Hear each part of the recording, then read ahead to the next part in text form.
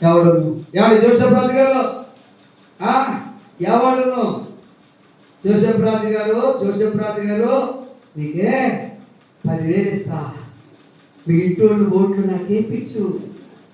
అమ్మో 10,000 మాయా 10,000 అంతా అంతదేమో.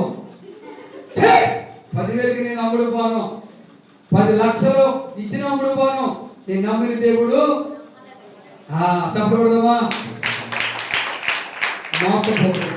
ఇలాగ మాయా చేసి మోసం చేస్తాడు, నీ కలిగిన దాన్ని దోచుకుంటాడు. మన దేవుడు చెప్పగలను కదా,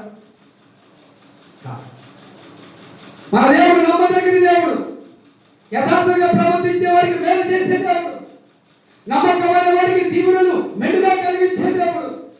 అలాంటి దేవుడు మనకు ఉన్నాడు. పెద్ద గొప్పల మీద నుండి దీనులను దళితులను పైకి లేవనెత్తే దేవుడు. వీటి కోసం గొప్పది పడకూడదు. మనం పిల్లలు గొప్పది పడి కార్యాలు గుర్తించుకున్నాడు. ఆఖరు గొప్పది పడి నాన్నతో కూడా చంపేశారు. గాలి గొప్పది పడి బహుమానాలు తెచ్చుకున్నారు. పోయి ఎదురుకెళ్ళి కృష్ణుడు అయిపోయారు. మీరు అలా గొప్పది పడదు, ఎందుకంటే మీకు కొత్త పేరు అన్నారు.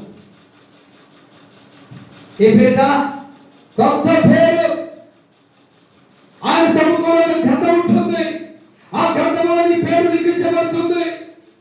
ఆ గ్రంథంలో ఎవరి పేరైతే లేదో వాళ్ళు ఎక్కడ పోతారట? మన పేరు ఉండాలి. మన పేరు జీవ గ్రంథంలో ఉండాలి. కొత్త పేరు ఉండాలి. కొత్త పేరు పడుతున్నాడు. ఇప్పుడు రమణమ్మకి కొత్త పేరు పెట్టారు, రేపక 10,000 మందికి తల్లి. దేవుని చెప్పండి. హల్లెలూయా.